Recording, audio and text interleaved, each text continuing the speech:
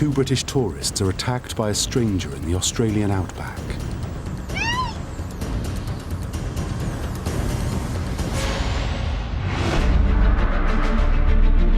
The incident triggers one of the biggest investigations in Australian criminal history.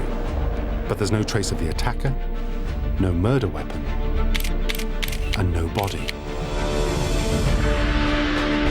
Is very much a needle in a haystack situation. I don't think things could look any blacker. Within days, one of the victims has the finger of suspicion pointed straight at her. What was this woman hiding was the question that people were asking.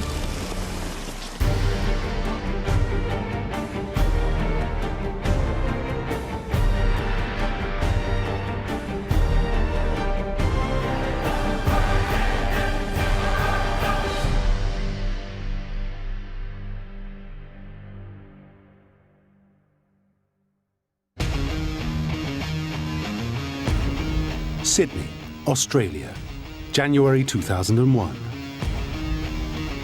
Home to iconic architecture and a vibrant social scene, the city has recently hosted the Olympic Games.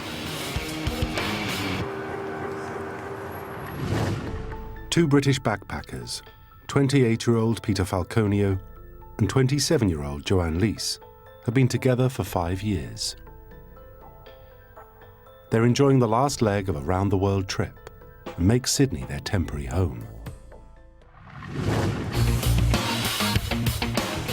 Joanne got a job at a city bookstore called Dimmock's. Peter ended up working for a firm that installed furniture into offices, and every day after work Peter would meet Joanne at the bookstore and they would go and have a drink with friends just around the corner. And certainly it really got into the culture that was living in Australia.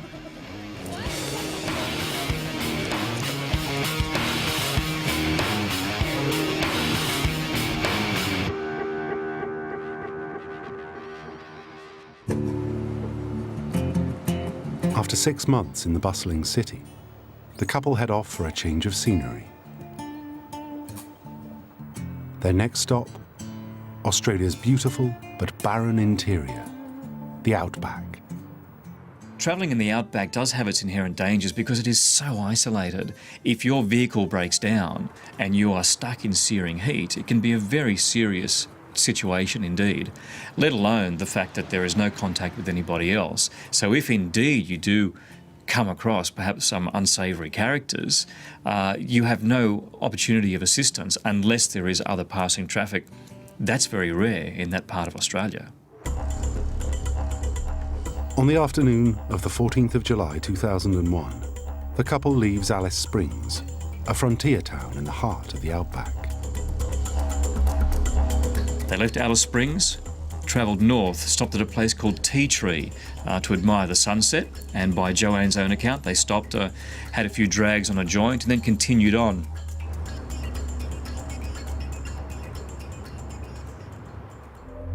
At around 7:30 p.m, the couple notices bright headlights closing in behind them.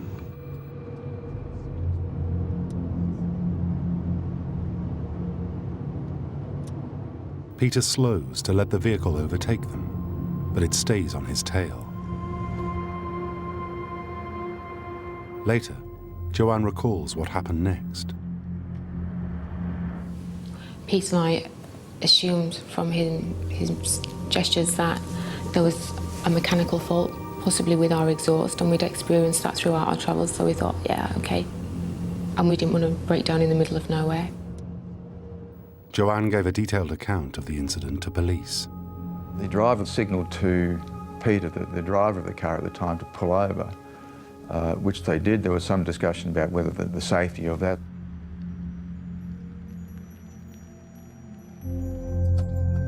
Joanne says Peter then steps out of the vehicle and tells her to wait inside.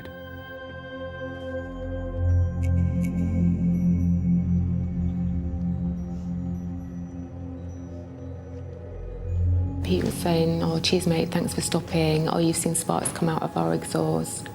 Pete also asked me to rev the engine, which I did. Then I heard a loud bang, which I thought was the vehicle backfiring. Joanne turns for the door, and suddenly finds the stranger standing right beside the driver's window with a gun. I just couldn't believe that this was happening and feared for my life. I was terrified. Joanne remembers the man telling her to lean forward and securing her hands behind her back with cable ties.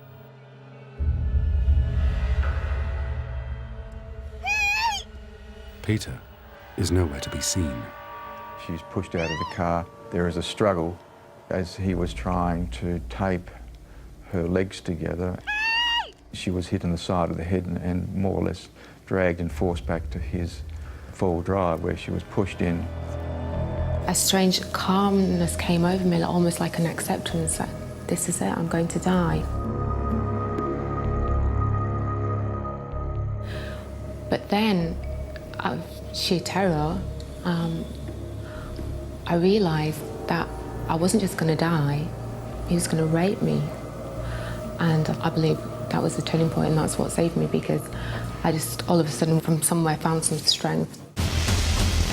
Joanne says she manages to escape from the stranger's car and scrambles into the brush. Her attacker pursues her in the pitch dark.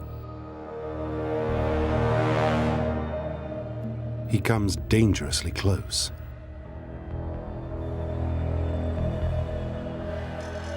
But isn't able to find her. Eventually, he gives up.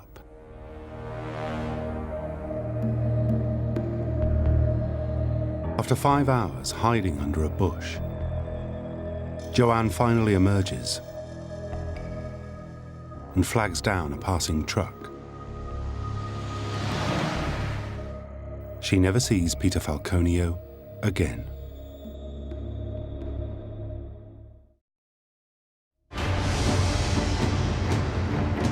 Joanne's account to police sparks one of the biggest manhunts in Australian history. Roadblocks are set up, and aerial and motorcycle teams scour the bush. They have to cover an area 6 times the size of Britain and twice that of the state of Texas. But they find no sign of Peter or his attacker. Until finally the couple's abandoned van, near a pool of Peter's blood, is located 185 miles from Alice Springs. The fact that we have done an extended search and have found no trace of him, I don't think things could look any blacker in terms of Mr. Falconia. Is very much a needle in a haystack situation that we're dealing with, and you don't get a haystack much bigger than the Northern Territory. The story attracts global attention. The international press descend upon the small town of Barrow Creek. It's now 4 days since the abduction along this stretch of road, just over there where the orange cones have been placed. The journalists are hungry for information, but the only witness to the crime is reluctant to speak to the press. Rumours start to circulate about why Joanne won't talk. She quickly turns from victim to accused.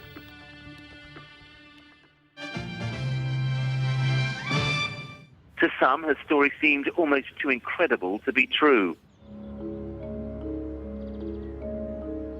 To have someone claim that they were stopped in the middle of the desert and that their boyfriend had gone missing, not sure how or why, and that someone was pushing around in the desert, it was quite unbelievable.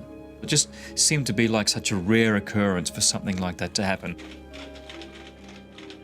Then, 11 days after the attack, Joanne Lees finally breaks her silence. Accompanied by one of Peter's brothers, she agrees to speak to the media. The statement was brief, and she more or less held her composure throughout. I am feeling positive and strong and believe it's only a matter of time now before the man responsible for what has happened to Pete and myself is caught. If I could say one thing to this man who did this, I would ask him to let the police know where Pete is. She's defensive about the media speculation of her story. I've got a problem with all press that distort the truth and doubt my story. Anyone that's spoken to me or has been in contact with me, no one doubts me. it's only media that have questioned my story. But her appearance fails to quell suspicions. It's suggested that she doesn't look like a woman who's just been through a terrifying ordeal. We don't have this sort of crime happen in Australia so much. There's a great camaraderie in the outback of Australia. Communities know each other, and for that reason, it seemed to be so unusual.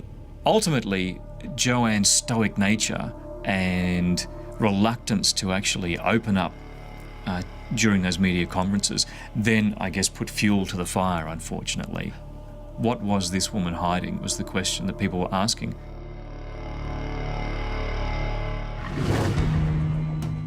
Then, 3.5 weeks after the attack, there's a development.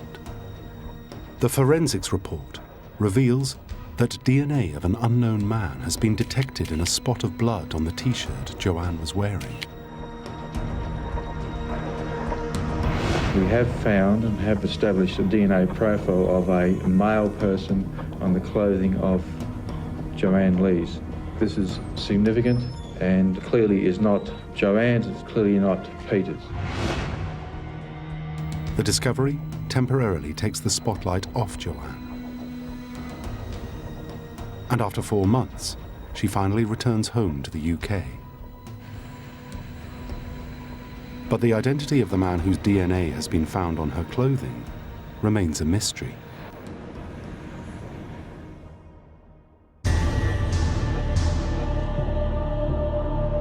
It's another year before the investigation takes a step forward. In August 2002, an itinerant drug runner is picked up by police in South Australia in connection with an alleged abduction and rape. What became of interest to us was the equipment that he had with him, that the ties, the fact is that the victims were tied up with the cable ties and such, that he was armed at the time, and a few other things. He was driving the four-wheel drive. When the suspect's DNA is analysed, it's a match to the blood on Joanne's T-shirt.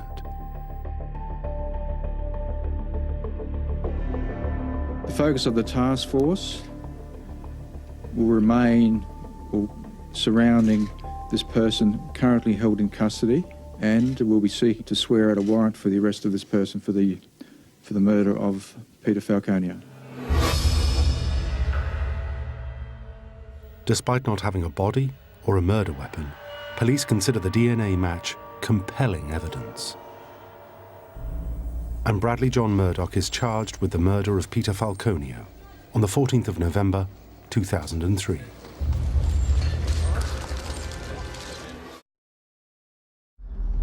The following year, a committal hearing is held in Darwin, the capital of Australia's Northern Territory. It will determine if there's a sufficient case to go to trial. Murdoch has already been found not guilty of the unrelated rape and abduction in South Australia. Joanne Lees returns to the country for the committal and must endure the public airing of the most intimate details of her personal life.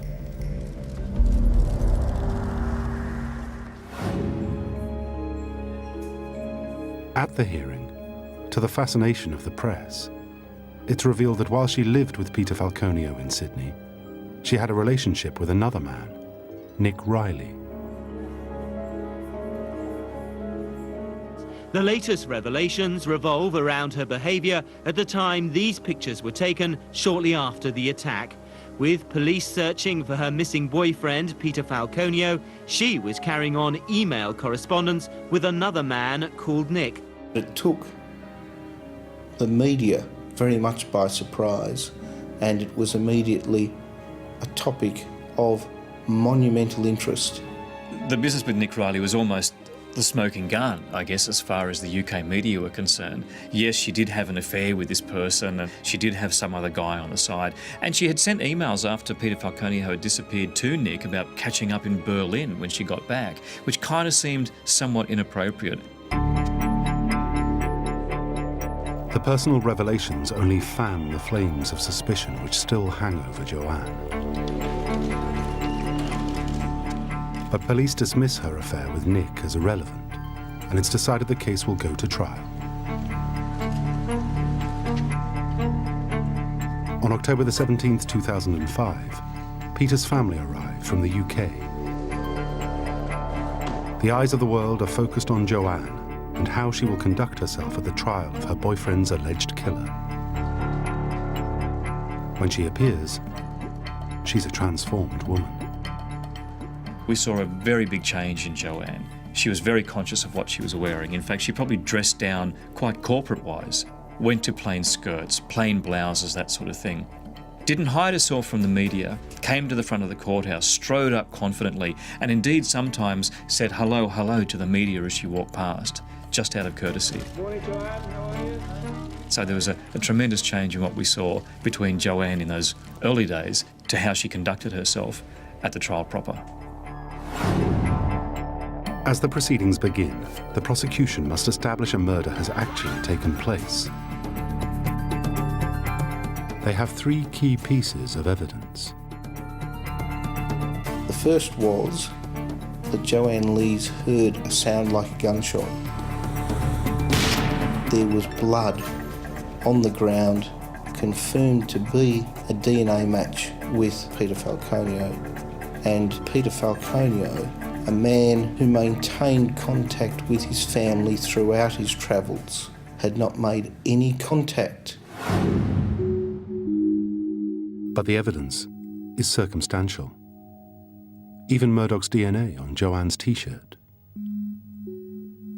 The prosecution needs to prove Murdoch is behind the murder.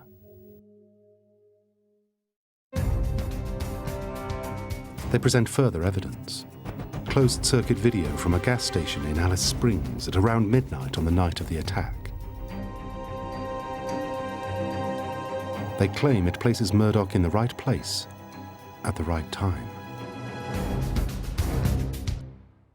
Apart from the DNA, and in particular the spot of DNA on the back of Joanne Lee's T-shirt, the other principal focus of the prosecution case was the CCTV at the truck stop.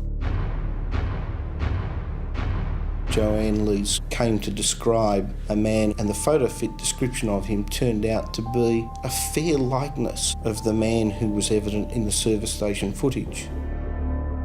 Mr. Murdoch said it was not him. The prosecution case was that it was.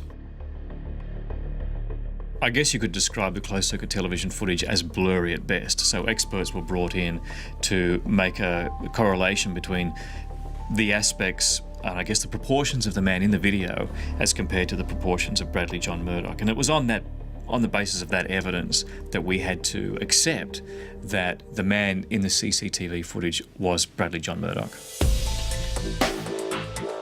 Still, the CCTV footage and DNA on Joanne's T-shirt aren't enough to prove that Murdoch was the attacker. So the prosecution presents more critical DNA evidence.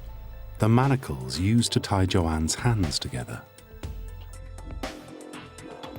The finding of a match to his DNA profile deep down within the construction of the cable tie restraints connected him not simply with Joanne Lees, but with the commission of the crime, because the cable tie restraints were a central element of the crime itself.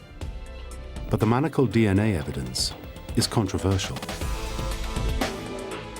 From what I understand, the minute amount of DNA that was found, it has to be amplified in a laboratory, and it was that process that was called into question. And the prosecution obtained what was called low copy number DNA, which they said was found within the manacles or ties that Joanne Lees was said to be shackled with. As far as I'm aware, this was the first time when the technique was used in a criminal trial in Australia, and certainly the first time it was used in a murder trial. It is a technique that was developed by several leading pioneers in the area of forensic DNA analysis. In cross-examination, the defence challenges the accuracy of the technique, known as low copy number analysis. There have been other cases around the world where low copy number DNA had been used and had not been accepted as evidence because there were so many questions around it. But in this case, it was accepted. The presiding judge made no ruling one way or the other, but simply, like he did in many issues of contention, he warned and cautioned the jury with regard to the weight of certain evidence, and it became a jury question. The prosecution rests its case. Despite the compelling evidence, the defence believes they can strike back with a killer blow. They focus on Joanne's original account to police. She claimed Murdoch had tied her hands behind her back. But the driver who picked her up on the road after the attack says her hands were tied in front of her body.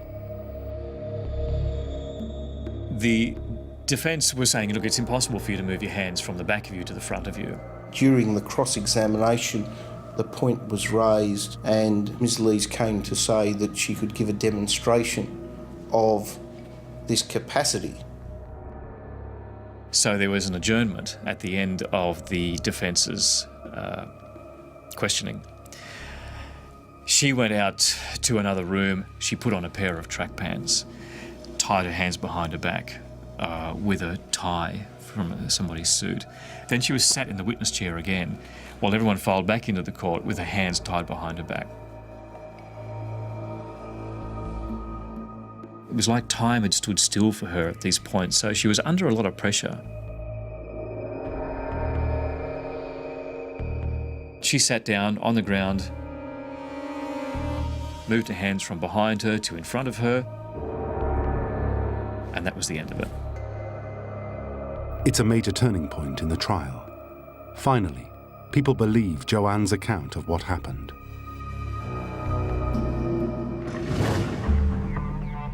On the 37th day of the trial at 12:50 p.m., the jury leave the court to consider their verdict. Joanne waits with the Falconio family.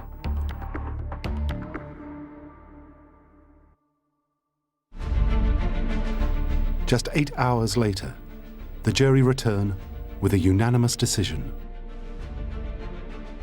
It's the end of a 5-year journey for Joanne. It was guilty after guilty after guilty after guilty. So I can only imagine the emotion that she felt at the time, a total vindication of all the people that had ever doubted her. Bradley John Murdoch is sentenced to life in prison. It's over, I can get on with my life. He's never going to be able to hurt anyone else again. He consumed my thoughts and my life for 5 years. I'm not letting him take any more of that.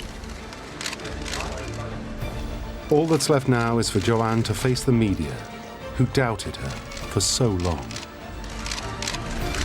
The strongest thing, I think, was the fact that she addressed the media afterwards. The media had come together on the steps of the courthouse, and the Falconio family came forward.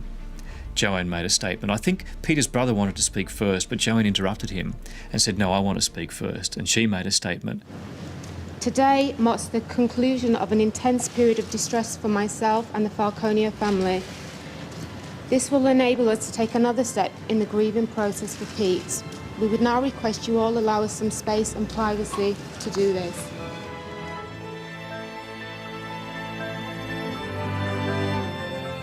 That was a very strong moment.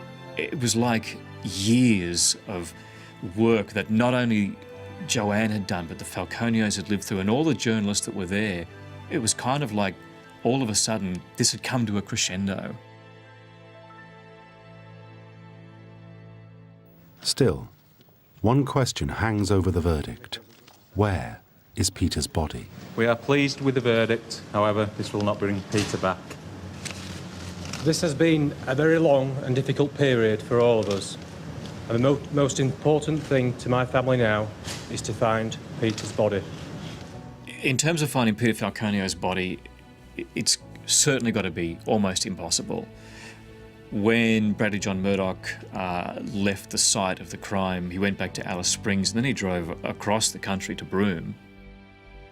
This is a vast area of land. We're talking an area half the size of Europe where the body could be. Bradley John Murdoch is the only one with the key to the mystery. He's never admitted his guilt. He's never given any sort of indication that he was responsible and indicated where he has disposed of Peter's body. If he's got any redeeming features, I would encourage him to do so. Today, Murdoch continues to proclaim his innocence.